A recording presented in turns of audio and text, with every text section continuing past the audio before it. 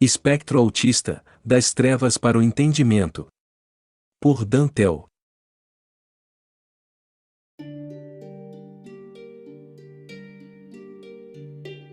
Escapando da dor para dúvidas obscuras.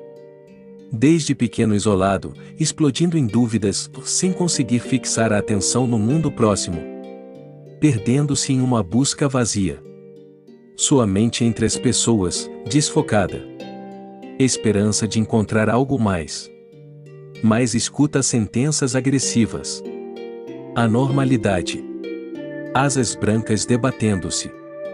Alguém observa como se não pudesse tolerar a realidade, nem honrar a verdade de sua dificuldade. Desde então, incomunicável. Encerrado em sua frustração, pergunta-se por estes momentos em que a vida não aconteceu. Dantel, texto baseado no original O Autismo, do grupo musical e espanhol Êxodo. Embora aqueles na condição autista precisem aprender a se adaptar ao mundo, o mundo, por sua vez, precisa aprender a ser um lugar melhor para estas pessoas. Rafael Augusto R. Loures, músico no espectro autista, documentário, Um Só Mundo. Prefácio do autor. Abril de 2021. Das trevas para o entendimento. Por este caminho, muitos no espectro autista, entre estes, aqueles diagnosticados já em idade avançada, ou mesmo os que continuam tristemente perdidos, sem diagnóstico, que como autor desta obra, passaram grande parte de suas vidas por momentos simplesmente desesperados, por momentos de incompreensão e extrema solidão, atormentados pela culpa ou pela condenação social do que na verdade era um fator biológico, na maioria das vezes impossível de controle. No meu caso particular, sofri por anos, da infância até a fase adulta, impedimentos sociais e profundo mal-estar, para os quais nunca encontrava a real causa.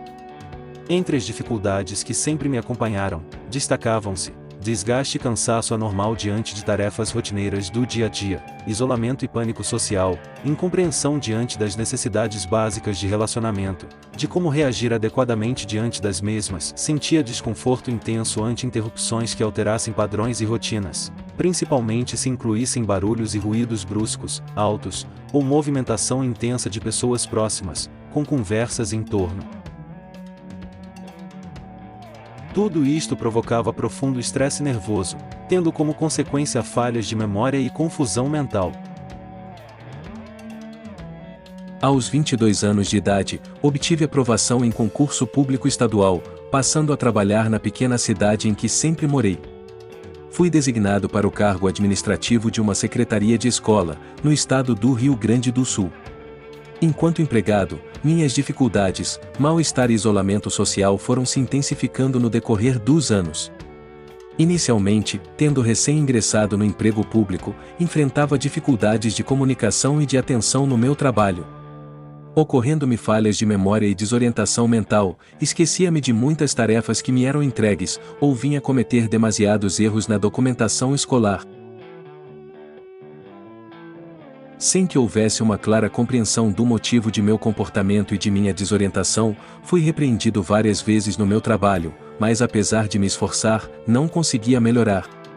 Permanecia muito silencioso, quase sem comunicação com os colegas de trabalho, passando por momentos de intensa ansiedade, por esquecimentos, cansaço mental e extrema lentidão, demorando excessivamente na execução das tarefas burocráticas. Por fim, após um ano, fui transferido para uma escola menor, onde se esperava que pudesse cumprir com maior facilidade minhas tarefas, visto o número mais reduzido de alunos e professores. Contudo, continuava com minhas dificuldades, as quais procurava até mesmo ocultar dos demais, evitando falar nelas, visto a incompreensão ou mesmo o descaso a que estava acostumado, desde a infância, quando tentava pedir ajuda ou explicar o que, no entanto, eu mesmo não compreendia. No ano de 2010, finalmente não suportei o estresse contínuo tanto no trabalho quanto em minha vida pessoal, e no período em que havia iniciado a usar uma medicação, tive uma crise nervosa que me impediu de ir ao trabalho pela manhã.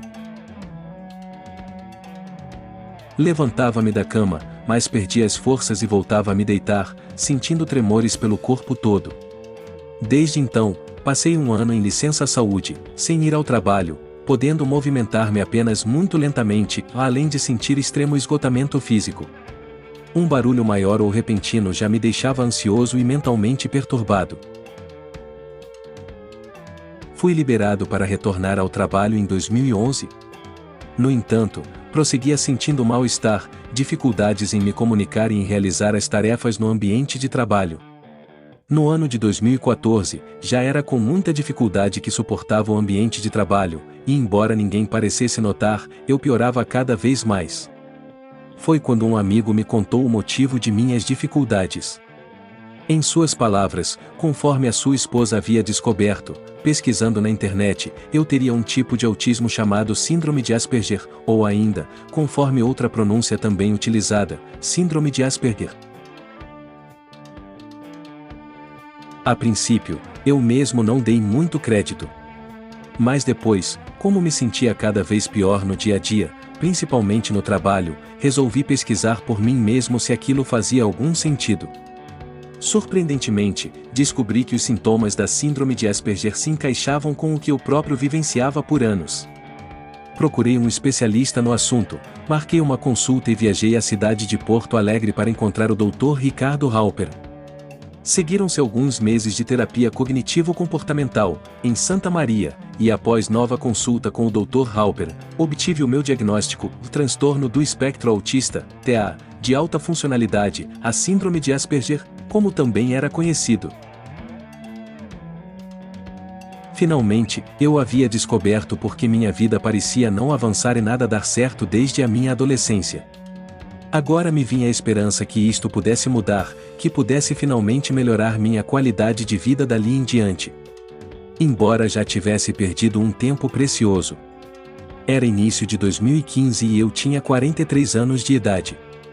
Devido a dificuldades financeiras e limitações do meu salário, não pude realizar sessões semanais de terapia cognitivo-comportamental, o que seria o indicado. Assim realizava um tratamento apenas quinzenal. Quanto ao especialista médico que me diagnosticou em Porto Alegre, após algumas consultas não tive mais condições econômicas de retornar.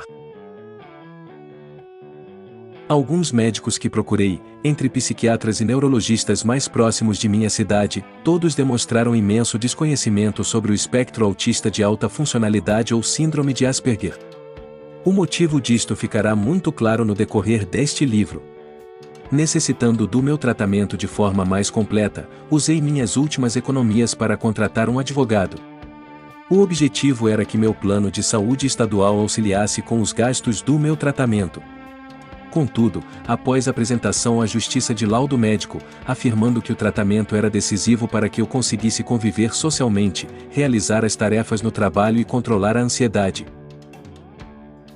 Isto somado a relatório psicológico que detalhava as minhas dificuldades, entre as quais intensa lentidão, ansiedade, cansaço físico, confusão mental, extremo mal-estar a fontes sonoras e interrupções bruscas no dia a dia, a juíza responsável veio decidir e não se verifica em nenhum dos documentos médicos acostados qualquer menção à urgência na realização dos tratamentos postulados.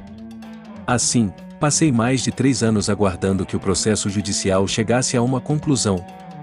Na escola, apesar dos documentos solicitando a minha adaptação, ainda permaneci no setor da secretaria, visto que não havia outra repartição disponível, a qual deveria ser mais silenciosa e reservada, conforme solicitação profissional. Permaneci naquele setor, trabalhando em um computador atrás de alguns armários, e tentava abafar o barulho em volta escutando uma música suave por meio de fones de ouvidos. Não foi o suficiente, e senti minha saúde continuar piorando, percebia-me cada vez mais exausto no meu dia, e comecei a chegar muito atrasado no trabalho. Por causa do barulho no meu setor, perdia frequentemente o contato do que acontecia à minha volta, e tinha que marcar pausas durante minhas atividades para descansar. Houve descontentamento entre colegas de trabalho, que não compreendiam minhas dificuldades. Umas 4 reuniões foram realizadas, onde fui cobrado por não me dedicar o bastante no trabalho e também por chegar muito atrasado. Eu tentei explicar, sentindo muito desconforto, mas muitos não me entendiam. Certa manhã, senti que não conseguiria mais trabalhar na secretaria. Precisaria definitivamente de um local reservado e silencioso, como estava indicado por meu terapeuta. Passei desde aquele dia a me recusar a trabalhar na secretaria, já que me sentia mal e não conseguia mais me adaptar. Realizaram nova reunião e insistiram para que eu retornasse às atividades no setor. Não entendiam por que eu não me sentia bem no local de trabalho. Senti-me tão ansioso e perturbado que saí da sala de reunião, indo direto à biblioteca da escola. Ali aconteceu algo que nem mesmo eu esperava, que nunca havia ocorrido antes em toda a minha vida. Tive um surto nervoso. Perdi o controle, esmurrando mesas, chutando cadeiras e jogando livros no chão. Eu realmente tentava parar com aquilo, mas não conseguia. De repente, era como se todas as pessoas que me recriminaram desde a infância saltassem dentro da minha mente para me acusar, dizendo: "Você está errado. A culpa é sua." Deitei em um sofá, onde fiquei gritando com as mãos sobre a cabeça, sem conseguir levantar durante uns 10 ou 15 minutos. Retornei ao trabalho apenas umas 2 semanas depois. Com o acontecido, meu advogado enviou uma nova petição à justiça pedindo reconsideração para a liberação imediata de todo o meu tratamento. A juíza respondeu que decidiria após a realização de perícia médica judicial, que se realizaria dali a 1 mês. Em dezembro de 2016 viajei até Porto Alegre para a perícia médica judicial. A psiquiatra que me atendeu disse que eu precisaria retornar ainda dentro de uns 2 meses, desta vez para realizar avaliação de testes psicológicos. Quanto ao meu trabalho, continuavam minhas dificuldades. Por isto ingressei com uma segunda ação judicial, desta vez pedindo redução de carga horária sem alteração salarial. Ao contrário do primeiro processo, neste segundo o juiz considerou o caso urgente, e dentro de 1 mês ordenou que o Estado me concedesse 50% de redução de carga horária, visto o risco comprovado à minha saúde. Infelizmente, quanto ao meu tratamento da primeira ação judicial, este somente foi concedido muito tempo depois. Ao todo, o processo levou mais de 3 anos, e a decisão definitiva da Junta de Juízes ainda afirmou no parecer final que aquele realmente não era um caso urgente. Com meu tratamento finalmente concedido via decisão judicial e realizado com a frequência adequada, comecei finalmente a progredir muito mais. Meu terapeuta indicou-me uma avaliação neuropsicológica. Confirmou-se que, além da desordem autista, eu tinha também um déficit de atenção associado. Comecei a realizar com meu terapeuta uma intervenção chamada reabilitação neuropsicológica a fim de me organizar melhor no dia a dia. O tratamento passou a me apoiar para diminuir minhas frequentes falhas de atenção e diversas distrações que acabavam me esgotando e desmotivando, fazendo-me também perder a noção de tempo entre tarefas ou projetos que realizava. No período em que aguardava a decisão judicial para o meu tratamento, eu me empenhei em pesquisar tudo o que podia sobre o fenômeno do espectro autista, visando me compreender melhor e encontrar respostas para mim mesmo. Muito útil foi o contato com outras pessoas inseridas no chamado espectro do autismo, ou com familiares que buscavam informação por meio do Facebook. Recebi agradecimentos de alguns destes por compartilhar o que aprendi nas minhas pesquisas pessoais e na minha autoanálise. Auxiliei alguns com sugestões e conselhos na difícil batalha de encontrarem o profissional adequado para o diagnóstico. Em conversas esclarecedoras, pude também comparar muito do que acontecia comigo com a vivência de outras pessoas no espectro autista. De minha pesquisa pessoal em diversos sites, trabalhos acadêmicos, reportagens, artigos científicos, palestras em vídeo de vários profissionais, surge agora este livro. Espero que possa espantar a poeira de muitas incompreensões e dúvidas, a fim de que a condição autista deixe de ser tão injustamente incompreendida, esquecida, ignorada ou desamparada, como ocorre ainda em muitos lugares, e que os setores da sociedade, principalmente os mais envolvidos na questão, seja o poder político ou judiciário, sejam os profissionais médicos, os terapeutas ou educadores, possam todos fazer esta transição ainda tão necessária para um entendimento mais completo, e assim prestar um atendimento cada vez mais adequado e humano às crianças, adultos ou familiares envolvidos. Prossigamos. Fiat Lux. Glossário ou referências. Fiat Lux. Do latim, haja luz.